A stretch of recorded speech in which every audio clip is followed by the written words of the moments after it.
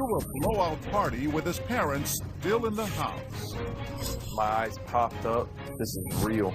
Now his friend takes you inside the crime. He showed me blood splatter on the baseboard. I told him that I was getting the hell out of there. A tug of war over who's in charge, and his parents plan to stop him until he stopped them first. Killer party. Plus, I don't care if you're in the Wild West. I don't care if you're in the hood. There was no honor in shooting somebody in the back. a parent's nightmare. A good son experimenting with drinking, and then sneaking home and climbing through the window of the wrong house. Inside, a terrified neighbor with a gun. A look inside the investigation, and a heartbroken father retracing his son's last steps. I was absolutely outraged. When the party's over. Welcome to 2020 on ID. I'm John Quinones. The teenage years can be rough. Parents setting limits, kids pushing back, challenging authority. It often becomes a tug of war over who's in charge. But as you're about to see, when the stakes are raised and teenage defiance is mixed with a toxic cocktail of drugs and alcohol, the consequences can be deadly. First, a battle of wills that turn to rage. And as Ryan Smith first reported in 2014, two murders that would shock a sleepy community. Nestled on Florida's Treasure Coast, 40 miles north of West Palm Beach, sits Port St. Lucie, a city once designed for retirees, now teeming with working families. It's a maze of streets that all kind of wind together. There's the sense on these empty streets that something's amiss. Even the street signs aren't quite right. They didn't have time to spell all the street names correctly. Growing up here is a modest sort of happiness for any kid, but as novelist Nathaniel Rich learned, that gets old. Every teenager complained about how boring it was in Port St. Lucie. The only thing to do is drink and get high, have parties. And it's a party that happened here that no one will ever forget.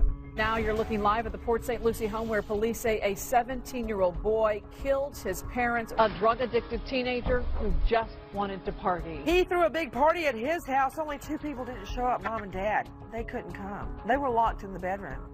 Dead. The million-dollar question is why? Tyler, they say you murdered your parents. A 17-year-old killing his parents, an event that left a confused community looking to its teenagers for answers about high school senior Tyler Hadley. His parents were getting tired of him going out late and getting drunk. They got more strict. His mom took his phone away. And he said he hated him. Something like teenagers say. It's definitely something that really upset him. Everybody has like sick jokes, so he just thought it was like a sick joke. But what turns a teenager's sick joke into a sickening reality? We go inside the investigation into what made a Boy Scout turn into a teenager who did the unthinkable. Mike Mandel has known Tyler since they were both 8 years old. He lived just a block away. So you know his parents? Absolutely. What were they like? They seemed like great parents to me. You know, every time I come over, if his mom was making something to eat, she'd say, "Hey, Mike, you want some of this? You know, how's it going? How's your family going?" And how did Tyler feel about his parents? He loved them. This is Blake and Mary Jo, forever in our hearts. Blake and Mary Jo Hadley thought sunny Port St. Lucie was the perfect place to raise their two boys. Mary Jo, she was a school teacher, you know, great school teacher. And she loved kids so much, she dedicated her life to her two boys she had. His family says Blake loved his job at a local power plant, but his passion was his sons, the baby, Tyler, and Ryan, 6 years older. What was Blake like with the boys? He had a ball with them. He loved them. And in the beginning, Tyler seemed to be a happy little boy, celebrating birthdays and holidays with his family. He was constantly hugging his mom. I mean, constantly. He was an affectionate kid. I just remember him always being a funny kid. He had a really quick sense of humor. Yeah. And you never know what would come out of his mouth. Yeah. In a good way? Sometimes. It was a quality that drew Mike to Tyler. Just walking around trying to find a friend and stumbled upon Tyler, and he slowly became my best friend. Over time, Tyler began opening up, sharing with Mike his secrets and his insecurities. He a lot of times bashed himself and Said he wasn't good enough. He just always thought someone was better than him. But what started as a kid's self-doubt turned into a teenager's anger. He started skipping school, hanging out with the wrong crowd, getting on drugs. You know, that's just things he was starting to do, was get in trouble. He was starting to steal.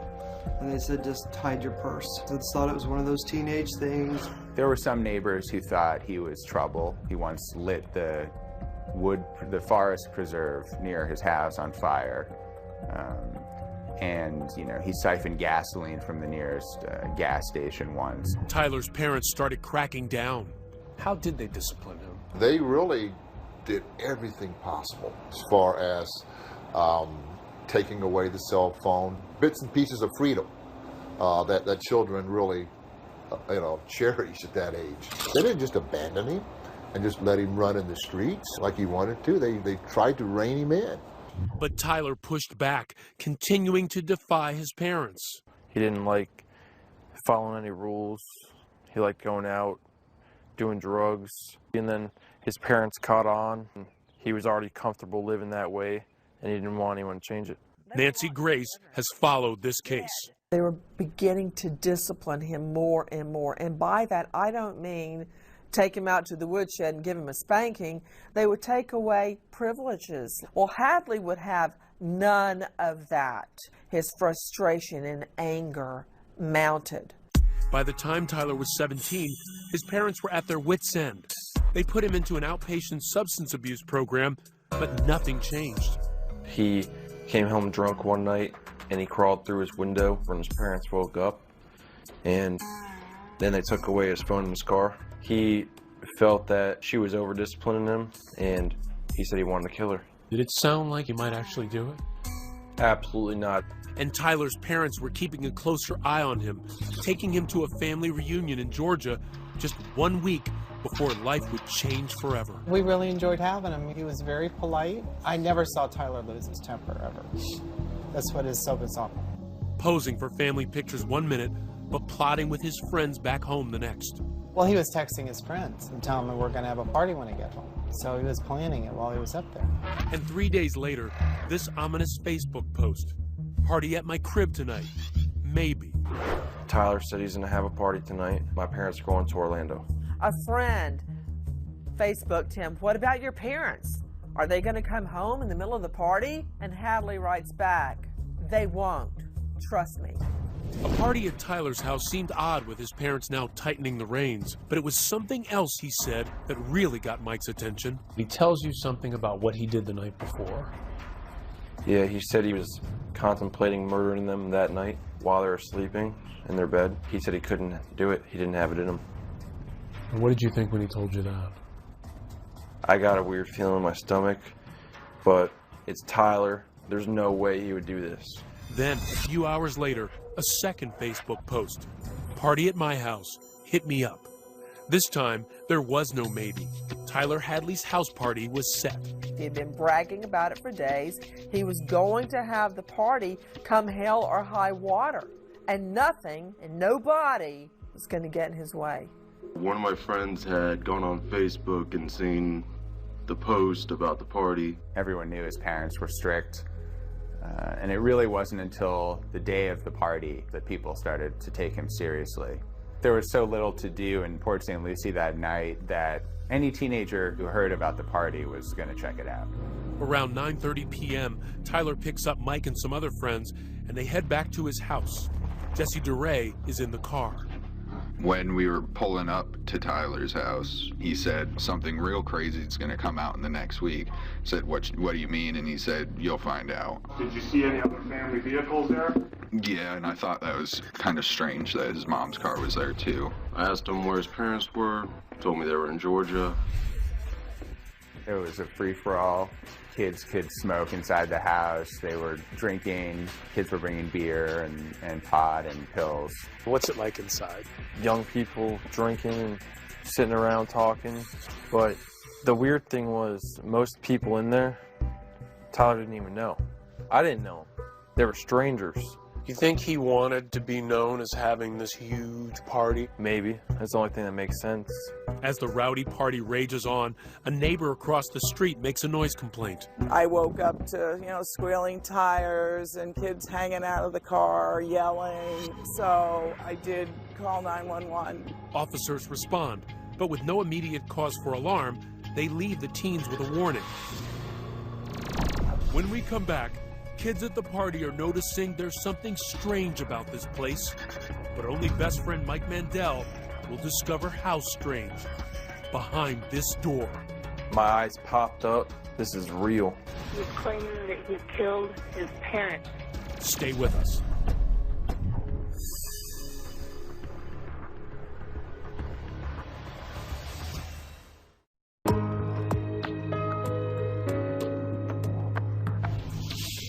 For months, 17-year-old Tyler Hadley's clashes with his parents had been escalating. So how is it possible they'd allow him to have a blowout party at their house on a Saturday night? As the party rages on, Tyler has a secret, and he's about to share the shocking details. Ryan Smith picks up the story.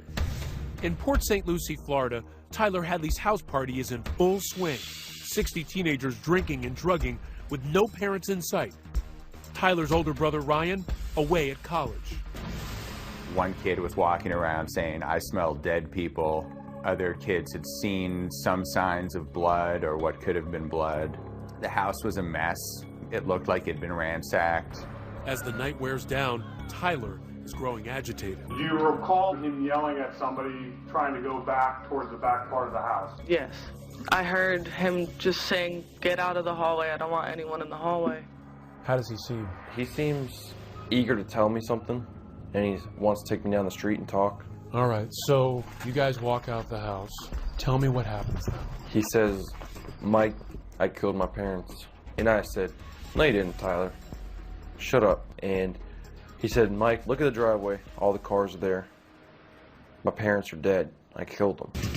And then, with partying teens still inside the house, Tyler tells Mike to look for the telltale sign. Blood by a computer desk where Mary Jo had been working, and by the master bedroom door. But still, Mike doesn't believe it. I actually thought he went that far out to play a prank on me that he actually put fake blood on the ground. Really? You think he's playing a prank at this point? Anything but what it is. The idea that teenagers are playing beer pong right here, while just steps away behind this door, his best friend's parents lay lifeless, is too much for Mike to fathom. I took Tyler into the garage and I said, "I want to see them dead.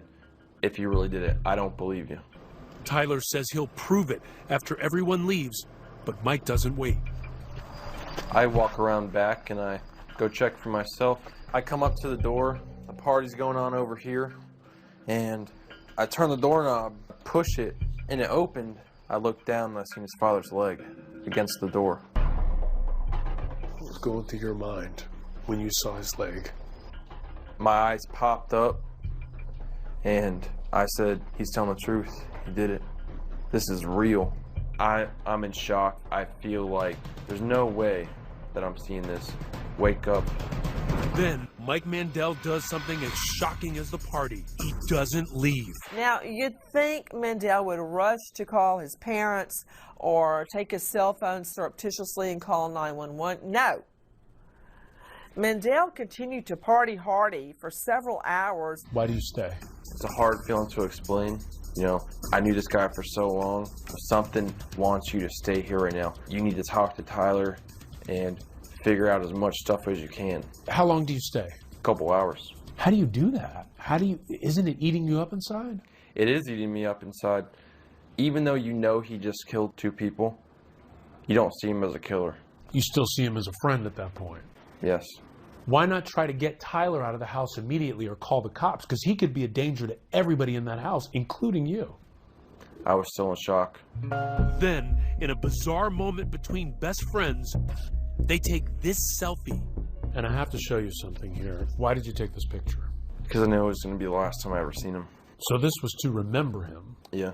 A lot of people look at this picture and they say, Mike's callous. He doesn't care. What do you say to those people? Look at the picture. Am I smiling? Is Tyler smiling? He looks very worried to me, and he looks very scared. And how do you look in this picture? I look like that this is the worst day of my life. I knew I was going to call the cops on him when I took that picture. In shock and unable to keep it to himself, Mike tells another friend. And he showed me blood splatter on the baseboard. Baseboard? Near his parents' bedroom. What did you do? I basically told him that I was getting the hell out of there. I was like, I'm leaving, you can come with me. Mike is still reluctant to leave his best friend, but when he finally does, Tyler is quick to notice. Tyler calls me on my cell phone and he said, Mike, where'd you go? You know, the party's still happening. And I said, Tyler, I'm tired, it's 4 in the morning, I'm going to sleep. And he said, okay, man, well, I'm having a party tomorrow, are you gonna come? And I said, yeah, I'll be there. This is a party Tyler never wants to end. And at 4:40 a.m., he posts on Facebook, party at my house, again, hit me up. But Mike Mandel won't be there. And immediately after I hang up the phone, I call Crime Stoppers. He got a call from our call center, and he's claiming he killed his parents. So he did what to his parents? He's claiming that he killed his parents. What were you thinking as you're making that call? You know that what you're telling Crime Stoppers could send him to jail for the rest of his life. It wasn't a good feeling, but, you know, even though I was in shock and I didn't believe it, you know, I still knew that I had to do the right thing. And if I didn't call, I would live with that for the rest of my life. And the friend Mike told calls police too. He did something to his parents. Did he hurt them? Are they still alive? My understanding of it was that he killed them. Like, the bodies are supposed to be at his house. I don't think it's a joke. The kids I spoke to who were at the party were shocked that they had been at a murder scene, but they also thought it was pretty cool that they'd been at this famous party. There had been a homicide. A 17-year-old young man had killed his parents with a hammer. What was your first thought? First thought is, no, 17-year-olds don't kill their parents with hammers. When Detective Kristen Meyer arrives on the scene in the wee hours of the morning, remnants of the party are still apparent. We find beer bottles everywhere. They're all over the front yard. You come up, here's the door. The officers knock on the door. Knock on the door. Lights go out. So one officer gets cover and starts calling for backup. And this officer here, the door opens. And there stands Tyler. When we come back, she grabbed her head and said, why, Tyler, why? It's the question everyone wants answered.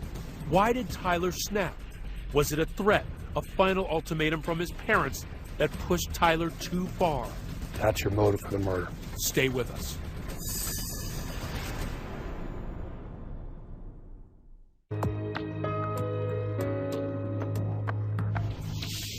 Tyler Hadley has delivered exactly what he promised, the teenage party to end all parties, free-flowing drugs and alcohol with no parents in sight.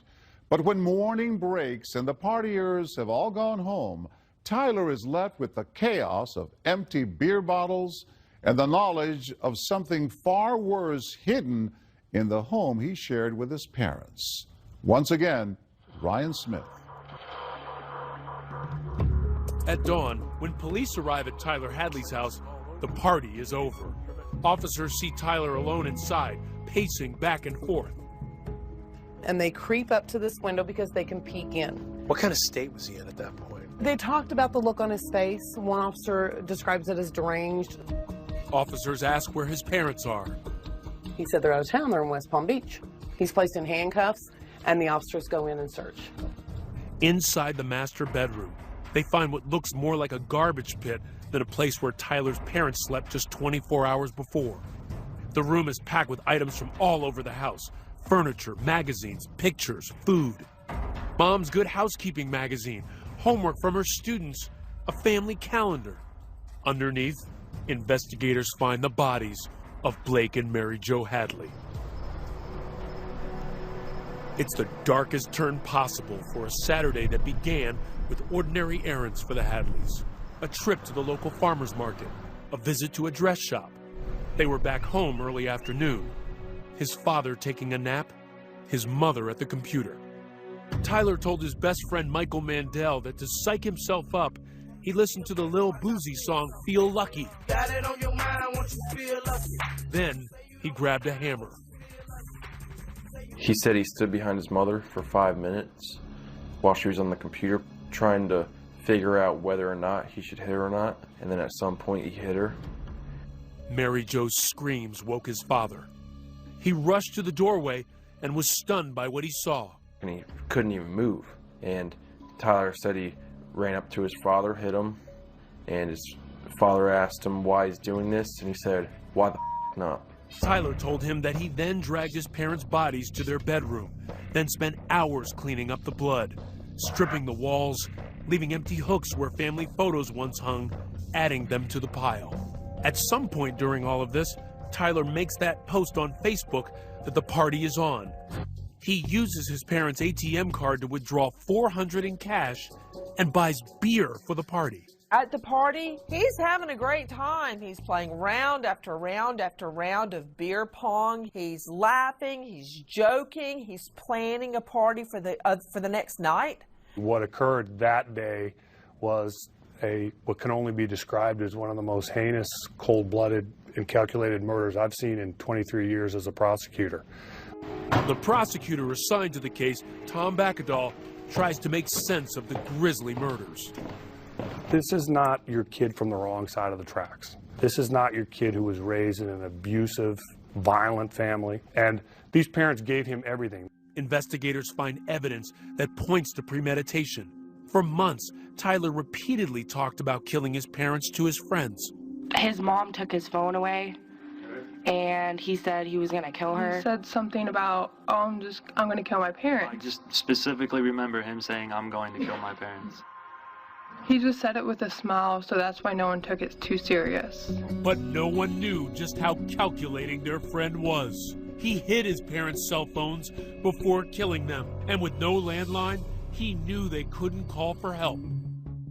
Less than a month before he was to face trial, Tyler pleaded no contest, leaving a controversial question: his punishment.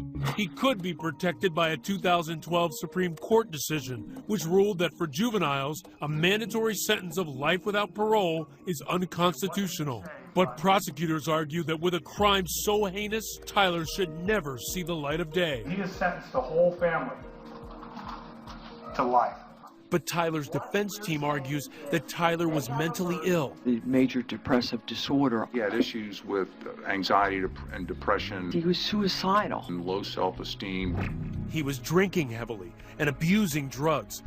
It was not one thing alone. It was the deadly combination of them all. But the counter to this would be a lot of people have disorders, take drugs, some even take illegal drugs, his choice, yet they don't kill their parents. What I think is one of the most important factors is the juvenile brain. The juvenile brain does not fully develop until the age of 25. Adolescents don't show the same abilities to control, regulate, and identify their emotions as adults. Expert Dr. Randy Otto says the lack of control can turn teen impulse into action. The frontal part of the brain is not functioning as fully as it would as an adult to kind of keep that in check. So you have the emotional upset without the part of the brain that is focused on deliberation, reflection, and planning and consideration. But the prosecutor says Tyler, just 153 days shy of his 18th birthday, should be treated as an adult. The state's president? This is not a youthful act of indiscretion. As for the motive, could it really just be the party? The prosecutor poured through messages Tyler exchanged with his friends for clues. In them, Tyler complains about the outpatient rehab program he's in, writing, "I seriously hate that for real." But ultimately, we think that what happened was that the parents had threatened to put him into a full-blown inpatient program to commit him. Institutionalized at a home for troubled teens. You're going to take away what I want to do, and I don't like it. Right. That's your motive for the murder. The decision over Tyler's fate has ripped the family in two. Mary Jo's mother, Tyler's grandmother, hoping for parole. I just want Tyler not to spend the rest of his life in jail because I know I know he's a life worth saving. But for his father's family, like Mike and Cindy Hadley, forgiving their nephew is out of the question. I can never forgive what he did. Maybe someday. I can't say never. I don't know. Do you think he understands what he's done to your family? I really don't know at this point. This is a cold-blooded murderer that we're talking about here. Yeah, he's my nephew, and I love him. All right? There's only one sentence. It's life in prison. You don't think there's any way he could rehabilitate himself and be a productive member of society? Would you want him living with you if he got out? Mike's concern now entirely for Tyler's brother Ryan. That's the person that we need to feel sorry for. He lost his entire family. You know, he lost 3 people, his mom and dad and his brother. Could you state your name, please? Ryan Blake Hadley. Do you love your brother still? I do love my brother. Do you hurt for your brother still? Yeah, I hurt for my brother. But that love for his baby brother has its bounds. Under what circumstances would you like to maintain this relationship with your brother? What I want is for him to get the maximum penalty possible. Mr. Hadley? Finally, Tyler speaks publicly about the crime, but offers little insight. I'd like to direct this to my entire family. All of them. Everyone. All of them. And I know it's hard to understand, and you can't begin to explain, you know, what happened. I just want everyone to know that I am truly sorry for the acts I committed. The judge was unmoved. It is hereby the judgment and sentence of the court. The defendant be sentenced to life without the possibility of parole. No one wants to see a youth behind bars, but in this case, he murdered both of his parents. A colder heart I've never seen. If he were here today, if you could speak to him directly right now, what would you say to him? Well, of course I'd ask the question, why? I might ask him, you miss your mom and dad? Didn't they mean anything to you? Was it worth it? Are you happy now? I hope that party was worth it.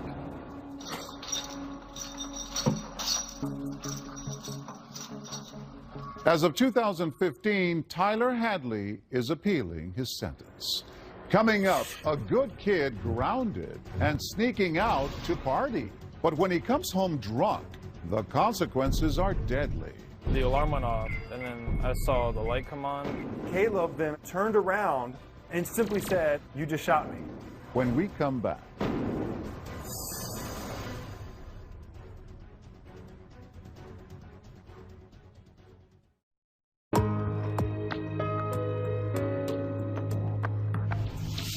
It's not unusual. A teenager sneaks out at night thinking his parents won't notice. A party, drinking alcohol, and he'll be back in bed before the rest of the house wakes up.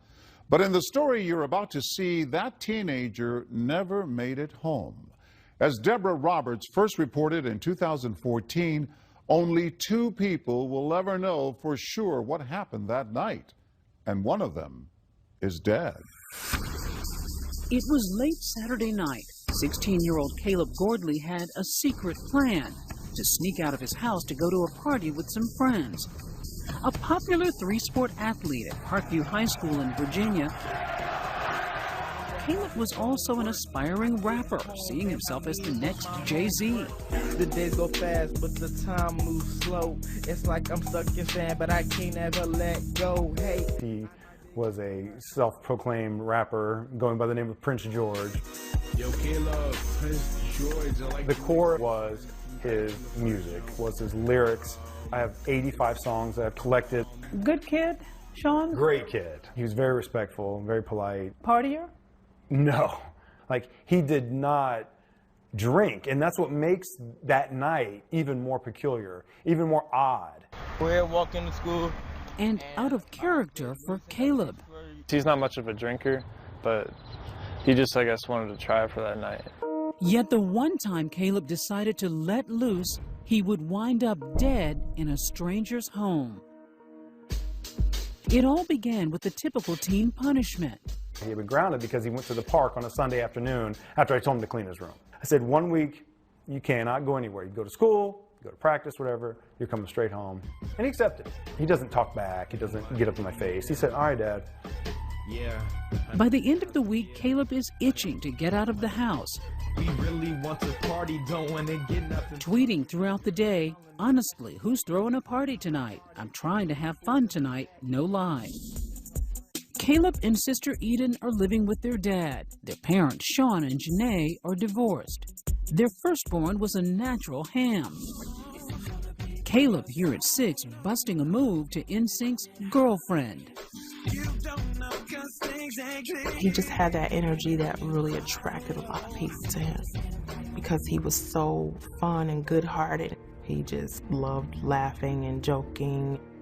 To give their kids a better life, the Gordleys left behind the tough, crime-ridden streets of Dayton, Ohio, for the tranquil suburbs of Sterling, Virginia, where Sean is a corporate IT manager. I was happy with the area. I was happy with the school. The community seemed to be very active and social and kind of close-knit. After the split, Janae moved back to Ohio to go to school, but never missed a beat with her kids. How much did you monitor his social media accounts? A lot. And that was the one time I didn't in that particular day. I would have saw the signs if I would have just looked that day. About the parties and... He was looking for someplace to go that night. So at the stroke of midnight, Caleb slips out of his 2-story home. He would never return. Caleb's first mistake would happen just after arriving at a buddy's house a few blocks away. Some of the boys began tossing back vodka shots. By 2 a.m., a woozy Caleb decides it's time to go home before his dad notices he's gone. Good friend Corey Carrico was with Caleb. I took him back to my house, and I was going to make him stay there, but he knew he had to get home. I knew that for sure, because he kept bothering us about it. Staggering now, Caleb needs his sober friend to walk him the few blocks home to his quiet cul-de-sac, where many of the houses in the development look nearly identical. We crossed this fence because all the houses are similar, and then once we crossed, we came up to this window over here. We thought this was the window. Yeah, we thought this was the window, and I just opened it up. I've never come in the back way before. It looks different from the back. I always come from the front when I come pick him up in the morning. So I figured it was his house because he thought it was his house too. Did you just sort of like shove Caleb in? No, he went in himself. The alarm went off, and then I saw the light come on, and then I heard yelling, which I thought it was Dad. So then I ran because I thought I was going to get in trouble. Turns out it's not Caleb's dad. In fact, it's not even Caleb's house. It's the neighbor's home 2 doors down. The startled homeowner grabs his .40 caliber pistol that he kept next to his bed, thinking a burglar has broken in at 2:30 in the morning. In the chilling moments that follow, gunshots. How many times was Caleb actually physically shot? Once. Once. Out of 4 shots, he was hit once. A developing story now out of Sterling. Loudoun County Sheriff's deputies responded to a burglary with shots fired on... The next morning, news of a shooting quickly spreads through the neighborhood. At Caleb's home, there's panic. His sister Eden realizes her brother isn't in his bed. My friend's mother called her and told her that someone 2 doors away from us had gotten shot. She said somebody was trying to break in. I told my dad, and he was like, I woke up this morning, Caleb's not home. I don't know where he is. I ran over to the neighbor's house, knocked on the door, and didn't find any information. I ran back in the house, called 911. What's going through your mind at this I moment? know my son's dead. I know he's dead. Corey dropped Caleb off at my house at 2:30 in the morning, and there was a shooting in my neighborhood at 2:30, and I can't find my son. I knew it instantly. His 16-year-old son shot dead. I could barely talk. And I was so lost, and I couldn't fathom surviving this. I didn't know. I was like, well, there's no going beyond this. Eden and Sean break the unbearable news to Janae in Ohio. Overcome with grief, she heads to Virginia. I wept in the airport. I wept on a plane in front of strangers, and it didn't even matter. You lost your son. Did you understand at all what had happened? I did. I understood that, he made a mistake. And then it cost him his life. Yeah. My handsome man. A life even Caleb realized was fragile. This is the new microphone, and trust me, I have like 6 songs that I'm going to be putting out today. And one of those songs he wrote just months before dying is oddly prophetic. 1, 2, 3, your life can be done like that. Called Reckless, with the sound of gunshots in the background, Caleb rapped, Your life can be done like that, like that. His own life cut heartbreakingly short in what seemed a classic case of self-defense. Somebody breaking into your house, you don't know. This person is going up the stairs, going towards where the homeowner's family was.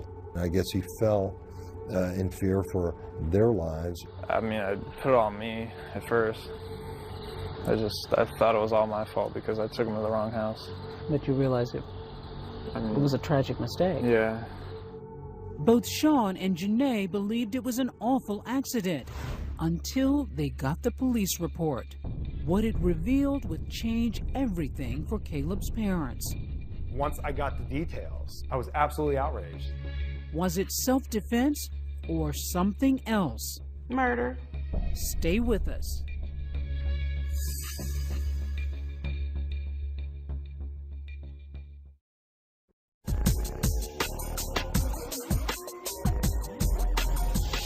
Yeah. After a night of drinking, 16-year-old Caleb Gordley mistakenly entered the wrong house and was shot dead by his neighbor just 2 doors down. In the immediate aftermath of the shooting, Caleb's father, Sean, was on a mission. And that was to let the world know my son made a mistake. He was not there to harm anybody. He was not there to rob anybody. That's all I cared about, letting everybody know he went to the wrong house. You said right after this happened that you felt forgiving towards your neighbor. Correct. Do you still? No, not 1% forgiving. I'll tell him right here and right now, I apologize for my son entering your house. I will take that. Beyond that, there was no forgiveness. Once I got the details, I was absolutely outraged. It was a horrible, horrible set of circumstances for the family, horrible set of circumstances for the shooter. But 5 months after their neighbor, seen here and identified by others in the neighborhood, shot and killed their teenage son, my son is gone. And nothing will bring him back. Sean and Janae are no longer conciliatory. It sounded like a mistaken identity. Someone thinks there's a burglar in their home and they're trying to defend themselves. At no point during the homeowner's count of the events did he ever describe Caleb in any way being aggressive, ill intent. He did not approach him. He did not come after him in a violent way. In fact, Corey Carrico says his friend Caleb was visibly impaired when he tried getting him home. Yeah, he was stumbling a lot. He kind of fell down on the sidewalk a couple times. I mean, even though he had to be home, I probably should have just kept him at my house. Or waited a little bit longer. Sean is convinced that his son was confused, since his home has a nearly identical floor plan to the neighbor's. From the vantage point upstairs, Sean showed us what he thinks happened, according to the police report. He was crawling into his window. Correct. Where do you think the homeowner saw him first? According to the police report, the homeowner came down this hall, immediately saw Caleb in the kitchen area. He saw his face, he did not recognize him, and he yelled at him to get out of the house. He suspects his intoxicated son believed he was hearing his dad's angry voice. So Caleb would have continued on thinking he's going to his bedroom, you think? Yes, correct. But remember, the 6-foot-tall boy is in his neighbor's home and headed toward the bedrooms where his neighbor's fiancée and son are staying. The homeowner said he made eye contact with Caleb and there was a dazed look on his face. So he knew he was on drugs, alcohol, whatever the case may be. And as he came up the steps, he said he saw no weapon. His neighbor then yells out and fires a warning shot. fearing the unknown intruder who's making his way upstairs near his family. Caleb then, according to his statement, turned around, didn't attack the person shooting at him, and simply said, according to the statement, "You just shot me." Then the end for Caleb, an ending Sean finds unconscionable. The autopsy report revealing the cold, hard fact that Caleb was shot in the back. The homeowner angled against the wall and fired through Caleb's chest, and then a fourth shot past Caleb's head that he aimed at his head, missed. Caleb then took 2 more steps and fell face down on the floor, right in front of what he thought was his own bedroom. I don't care if you're in the Wild West. I don't care if you're in the hood. There was no honor in shooting somebody in the back. So why would the homeowner fire multiple times when this person didn't appear to have a weapon? It's 2:30 in the morning. You have a person that actually comes in through a window. The alarm sounds off. I mean, he was 6 foot tall, unknowns to the homeowner, wearing dark clothing. The homeowner advised him to stop, you know, and that he would shoot, and Caleb continued to come forward. He lined himself up at the perfect angle to shoot a hollow point bullet through my son's lung and explode his chest. And then a fourth shot at his head for good measure. That's what he did. Do you see it as murder or accidental shooting? Murder. Murder. He shot him in the back. If you're really in fear of danger of your life and your family's life, why would you allow a person that appeared to be dazed to you walk right past you and then you shoot him in the back? If Caleb would have crossed that street right there and got hit by a car, I would have nobody to blame but Caleb. I have somebody else to blame for my son's death. I just do. This kid is a kid of color, a black kid. Did that have any impact on this case? I can't see that it would. The entire situation was just bad all the way around. Somebody coming into your house, not stopping when you're giving them commands to stop. Somebody continued to advance on you. Somebody going up the stairs where your family is. The homeowner has not spoken out publicly. Have you had any sense of how this has impacted him? In conversations with my detectives, I understand that he was devastated by what had happened. So much so that he had to take a couple weeks off. After a police investigation, no charges were filed against the neighbor, a volunteer firefighter who owns a consulting company.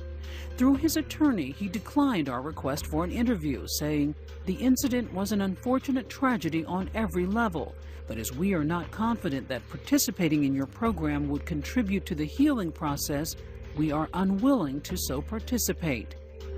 10 months after their son's death, Sean and Janae Gordley still can't understand how a teenage mistake can end so tragically. The man who took their son's life did reach out to the Gordleys through his attorney, saying he was sad about what happened, but Sean threw out the note, offended by its formal tone. Do I hate him? No. Do I want him put away? No, I don't think that's going to solve anything. Do you want to hear from him personally? I would love to. He's 2 doors down. 2 doors down. Do you still see this neighbor? I never saw him before. I haven't seen him since. What's the lesson in all of this, Janae? We need to get out of our own bubbles. We don't get outside and shake our neighbors' hands or invite them over to dinner or just get to know them better. 2 doors down. 2 doors down, and you didn't recognize that that was your neighbor. Some people would have packed up and moved right away, but yet you've somehow managed to stay here. The first few months, there was no way I was leaving. I keep the door closed because it smells like him in here still after all these months. I smell him right now.